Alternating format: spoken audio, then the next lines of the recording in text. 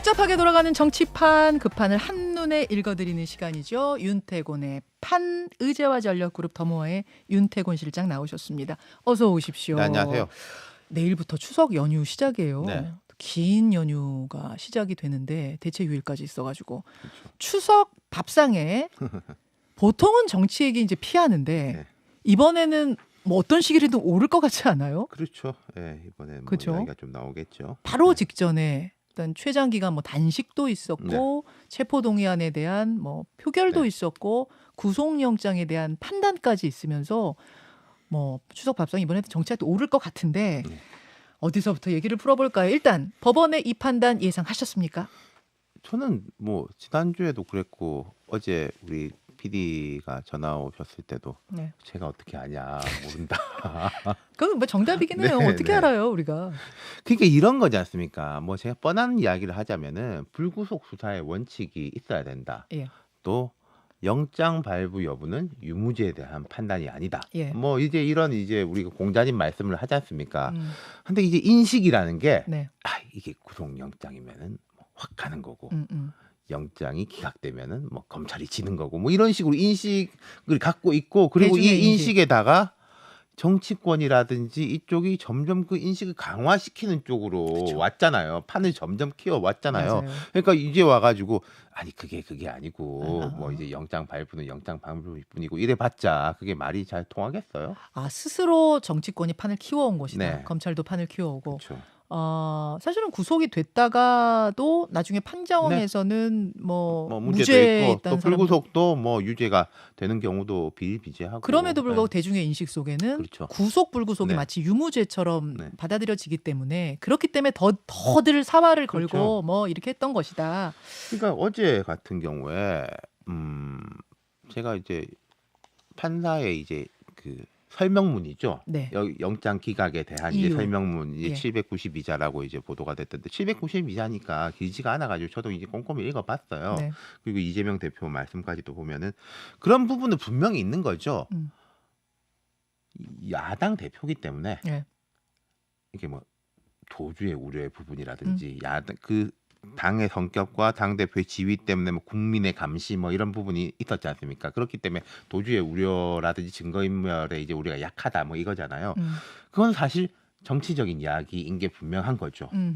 그러니까 일반인에 비해 가지고 이 사람의 지위나 위상이라는 게 훨씬 더 감시 감독을 받는 자리이기 때문에 네. 조금 더 이게 도주와 증거인멸의 우려가 약하다는 부분이 있는 것이고 네. 이재명 대표 어제 오늘 새벽이죠. 오늘 새벽 이야기도 역시 정치는 정치인들이 하는 것 같아도 국민이 하는 것입니다. 뭐 이런 부분은 그 부분에 대한 이야기인 것 같아요. 오늘 메시지 그 이재명 대표가 새벽에 구치소를 나서면서 한 네. 메시지에서는 어떤 부분 정말 그러니까요. 주목하셨는지. 방금 이야기한 그 게 부분. 역시 정치는 정치인들이 하는 것 같아도 국민이 하는 것입니다. 이 부분이 무슨 좀 말이에요? 의미심장한 것 같아요. 어떻게 나를 해석해야 돼요? 이렇게 국민들이 이제 지켜줘가지고 국민들이 내가 지켜준 나왔다. 것이다. 뭐 앞으로도 그러할 것이다. 그리고 민주당의 제일 큰 프레임 중에 하나가 이제 당원 중심, 뭐 지지자 중심에 예. 대한 이야기잖아요. 예. 그 부분을 확고하게 갖고 가겠다. 아, 결국 거기에- 나는 이 지지자하고 당원이 지켜줬기 때문에 이렇게 됐고 또 우리는 앞으로 그렇게 갈 거다라는 저는 그렇게 해석을 했습니다. 지지자들이 사실 밤새 그 앞에 네. 있었던 지지자들도 있고 했거든요. 그다음에 체포동의안 가결이 됐을 때 격렬하게 또 항의했던 네. 지지자들도 있고 그들에 대한 어떤 감사 표현일 수도 네. 있고 당신들과 함께 가겠다라는 메시지로 그렇죠. 읽으셨군요. 네. 그렇게 읽으셨군요. 자, 그 하나 메시지 갖고 뭐 전망이 가능할지 모르겠습니다만 앞으로의 당 운영 이재명 대표가 당대표의 자리로 다시 돌아오면서 더 공고해지고 당대표의 네. 자리를 게다가 친명계가 입지가 더 커질 것까지는 제가 알겠어요. 네네. 그럼 그 상황에서 어떻게 당을 이끌 것이냐? 제 생각에 요즘 뭐 제가 이런 거 하도 틀릴 때가 많아가지고 잘 모르겠는데 지금 추석 연휴도 있고 예. 오늘 뭔가 이제 메시지가 조금 나오겠죠. 길게는 아니더라도 조금 짧게 나오고 연휴 기간 동안에 또 이 대표가 몸을 추스려야 될 거 아니겠습니까? 저는 조금 통합적인 당 운영에 대한 이야기를 하지 않을까 싶어요. 단기적으로라도. 그러니까 다들 무슨 얘기를 했냐면 계속 이제 구속됐을 경우 시나리오, 기각됐을 경우 네. 시나리오 이것들 계속 얘기했었잖아요. 그때 제일 많이 나왔던 게 화합이냐 숙청이냐. 네. 지금 일단 이 대표가 좀 여유가 생겼지 예. 않습니까? 여유가 생긴 상황이기 때문에 여러 가지를 좀 보게 될 것이고 또 이 대표 입장에서는 앞으로 이제 이게 불구속이지만은 기소될 것이고 지금 기존에 재판 받고 있는 것도 있고 어제 예. 또 이제 그 판사의 영장 기각에 대한 설명문을 보면은 뭐 일부 사안에 대해서 좀 불리한 이야기도 있잖아요. 네. 뭐 소명이 됐다 어차피. 위증교사 혐의는 예, 이거는 뭐 소명됐다. 그러니까 이제 재판하고 당 운영하고 두 가지를 이제 말하자면 저글링을 해야 되는 입장인 건데 공 두 개를 이제 동시에 예. 던져야 되는 건데 그러기 위해서라도 저는 좀 단기적으로는 좀 통합적인 아. 운영을 가지 않을까 싶습니다. 그러니까 지금 구속이라는 한 고비는 넘겼잖아요. 그러니까 구속 리스크, 사법 리스크에서 구속 리스크는 털어버렸지만 네. 완전히 사법 리스크까지 턴 건 아니기 때문에 그렇죠. 지금 뭐 비명계를 분리해낸다든지 이른바 숙청 작업 네. 이렇게 갈 건 아니다. 그렇죠. 아 통합으로 갈 예. 거다. 그리고 만약에 이제 뭐 비명계가 나가려고 해도 붙잡아 놔야 될 상황인 것이고 그거는 왜 그렇습니까? 아니 지금 이렇게 기각이 됐는데 그럼 정치적으로 득점을 하고 이제 뭐 작은 승리인지 큰 승리인지 모르겠습니다만 이제 조금 승리를 한 거지 않습니까? 여기에서 뭐 강하게 나가지고 자기 이미지를 더 이렇게 모나게 만든다? 그거는 옳지가 않죠. 그리고 당을 운영을 음흠. 계속하고 1야당이라는 이제 위상, 네. 힘을 유지하기 위해서는 어쨌든 화합된 모습을 보여야 되는 거죠. 음. 근데 이제 앞으로는 좀 복잡한 게 공천은 그럼 어떻게 되느냐? 그렇죠. 그럼 당연하게 이재명 대표하고 이제 당 주류 진영에서는 원칙대로 하는 것이다. 우리 지금 규정이 있지 않냐. 뭐 하위 몇 %에 대해서는 네. 감점하고 그 경선 위에는 치르고. 이제 뭐 경선 붙이고라고 하는 거다라고 당연하게 이야기하고 저는 뭐 그렇게 될 거라고 봐요. 근데 이제 경선이 네. 이제 문제인 거죠. 과거에 이제 민주당을 보면은 이른바 금태섭 학습 효과. 금태섭 학습 예. 효과. 금태섭 의원이 그 당시에 그 직전에 그 국회에서 백봉신사상이라고 네. 기자들이 뽑는 데서 대상을 받았어요. 1등. 아 그랬어요. 국회의원 그거 300명 몰랐네. 중에 1등. 대상 받은 거 예. 몰랐네. 그때 이제 금태섭 의원이 나 이제 됐다 사실 그런 좀 이렇게 마음이 놓은 게 있었거든요. 야, 나 대상도 탔는데. 1등 했는데 쫓아내겠냐.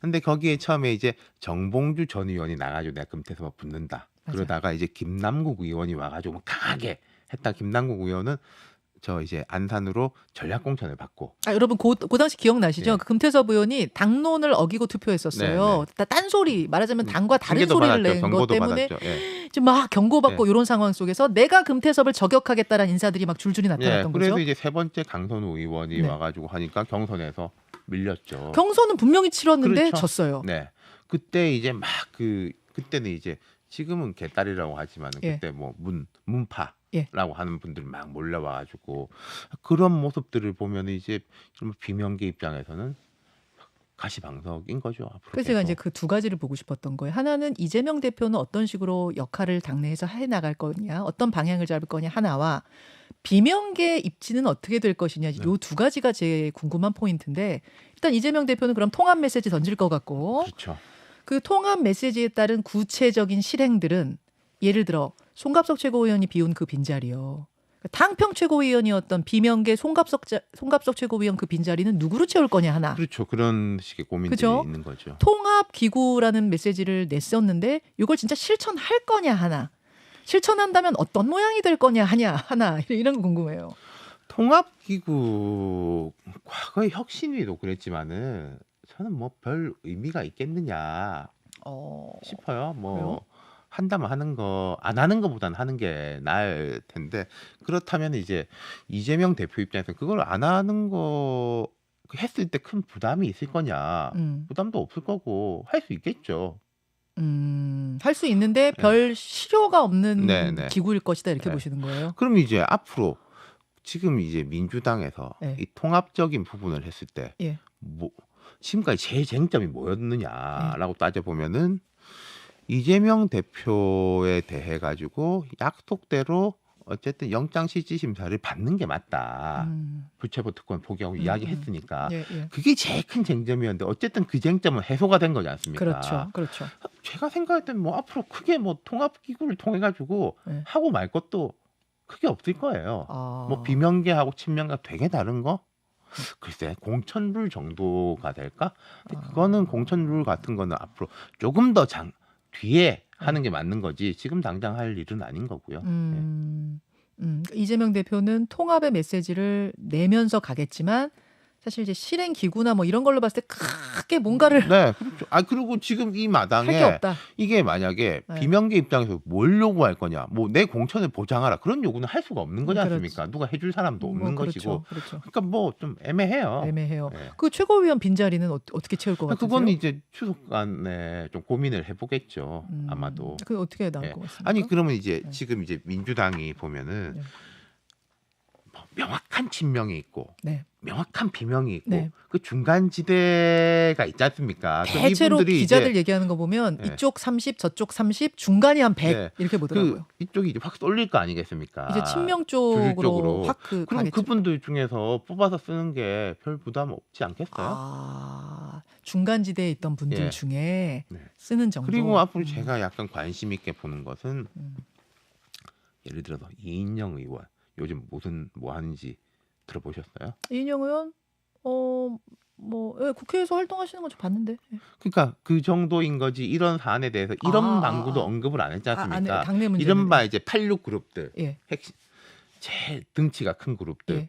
그 그룹들과 이재명 대표가 손을 잡을 수 있을 것이냐 없을 것이냐, 저는 그걸 좀 관심 있게 보는 편이에요. 왜 그걸 관심 있게 보실까요? 그러니까 거기가 이제 민주당의 사실은 그 계파적으로가 아니라 인적 구성으로 볼 때는 제일 주류인 것이고 영향력이 이제 큰 분들인데 이분들하고 이제 손을 잡고 갈 것이냐 아니냐.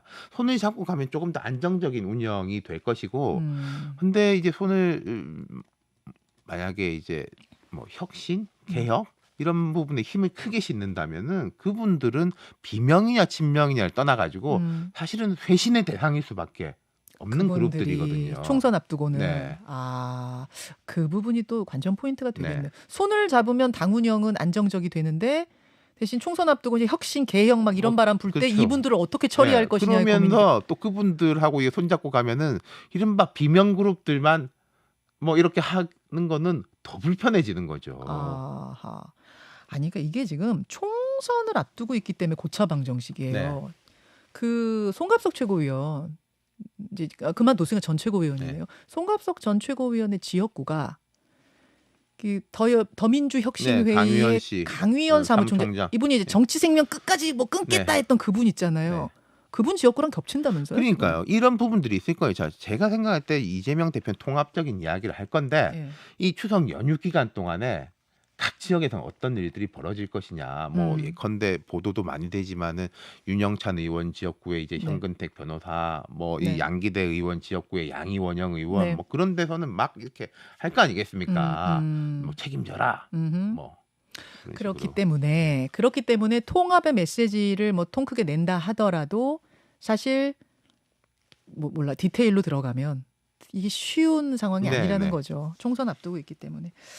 같이 갈 수는 있는 거예요? 지금 뭐 분당 가능성 이런 거 어떻게 보세요? 근데 이제 이런 부분, 그러니까 분당 가능성 아까 제가 말씀드린 대로 제일 큰 쟁점은 어쨌든 사라졌어요. 예. 그리고 저는 이제 뭐 전화위복이랄까 좋은 게 나쁜 거고 나쁜 게 좋은 면이 있는데, 만약에 한 표 차이로 그 당시 체포 동의안이 이제 가결됐었지 않습니까?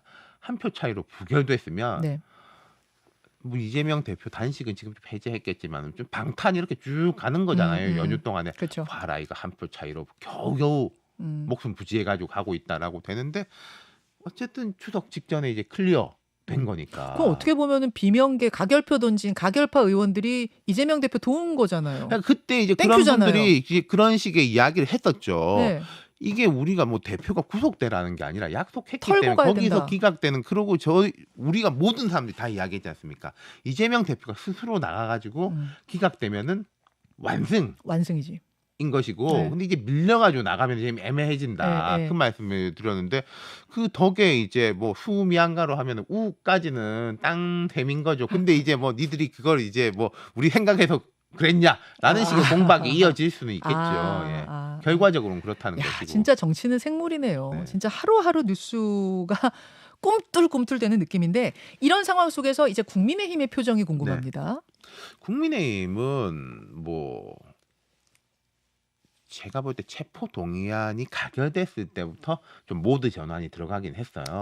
그때부터 어떻게? 이제 좀 우리가 뭐 희희낙낙할 때가 아니다. 표정 관리? 분위기 바뀌어야 된다라고 하면서 그때부터 이제 뭐 민생 같은 이야기 강조하기 시작했고 강서구청장 선거에서도 안철수, 나경원 지난 또 전당대 생각하면은 참 이제 우스운데 어쨌든 안철수, 나경원 이런 분들이 다 지금 강서구청장 그렇죠. 선대위에 예, 상임 다 포진을 고문으로 해 있는 총집결. 거잖아요. 그런 식으로 모두 전환을 했기 때문에 계속 그렇게 가려고 할 겁니다. 지금 이 상황이니까 더더욱 그래야 되는 것이죠. 그런 뭐 이게 크게 효과가 있겠냐는 시각도 있지만은 제가 늘 말씀드린 것처럼 안 하는 것보다 지금도 무슨 이게 너무 또 폄하하고 조롱조롱 이야기하는 것보다 훨씬 나은 프레임 거죠, 전환, 그분이. 민생 그렇죠. 프레임 전환 예. 뭐 이렇게요. 그게 이제 계속 갈 수 있을 것이냐. 당은 그런 생각이 확고한 것 같고 네. 좀 용산도 요즘 약간 바뀌는 기류가 보이는 것 같긴 해요. 아, 그래요? 예. 근데 이제 또 뭔가 뭐 이념이 중요하다 이런 이야기가 불쑥 튀어나오면은 또 이게 분위기 도루묵이 그치. 되는 거죠. 그래서 제가 이 조심스럽습니다만은 이 추석 연휴 끝나고 나가지고 예. 이제 인사청문회가 있는 것이고 대법원장 인준 표결도 있잖아요. 있죠. 민주당 입장에서는 대법원장을 거부하는 게 쉽지가 않아진 면이 있을 겁니다.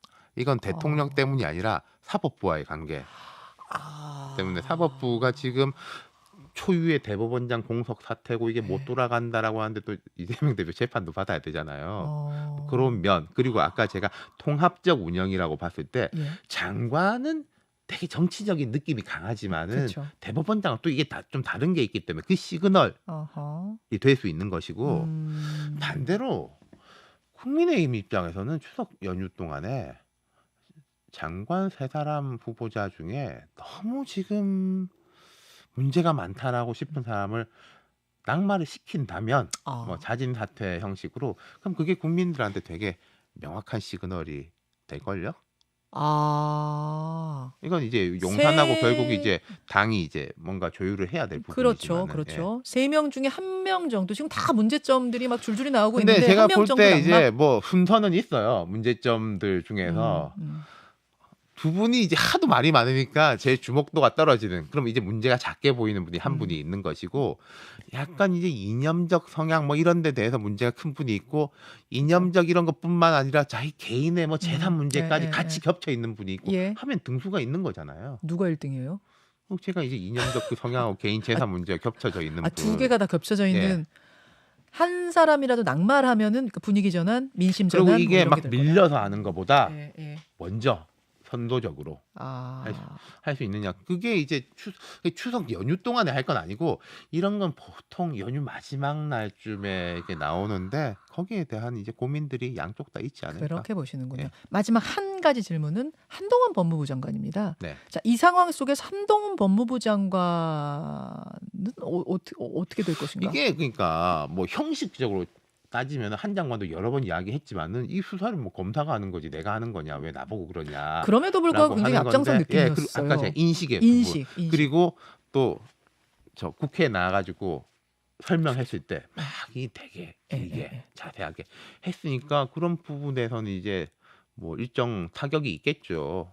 하지만 이제 보수층의 지지는 굳건할 텐데 좀 가운데 쪽이 어떨 것인가. 그리고 저는 한 장관도 그러니까 이거 더 세게 나가야 된다라는 쪽보다 한 장관이 보면은 항상 이제 잘하는 부분이 있었거든요. 양손을 다 쓴다. 야당하고 싸우는 손이 있지만은 그 외의 거는 또 높은 평가를 받는 부분이 있었는데 법무부 장관의 이제 그 교정의 부분이라든지 뭐 이제 이민의 부분이라든지 이런 부분 그런 부분을 조금 더 강화하는 게 맞지 않을까요? 여당도 뭐 한동훈 장관도 다 실용 민생 요쪽으로 그러니까 전환하는 이거를 핑계 김에 그렇게 전환을 하면은 뭐 썩 나쁘진 않을 것인데 더 세게 붙자. 라고 하면은 안 좋죠. 여기까지 정치판 읽기 윤태곤 실장님 고맙습니다. 네, 감사합니다. 김현정의 뉴스쇼는 시청자 여러분의 참여를 기다립니다. 구독과 좋아요, 댓글 잊지 않으셨죠? 알림 설정을 해두시면 평일 아침 7시 20분 실시간 라이브도 참여하실 수 있습니다.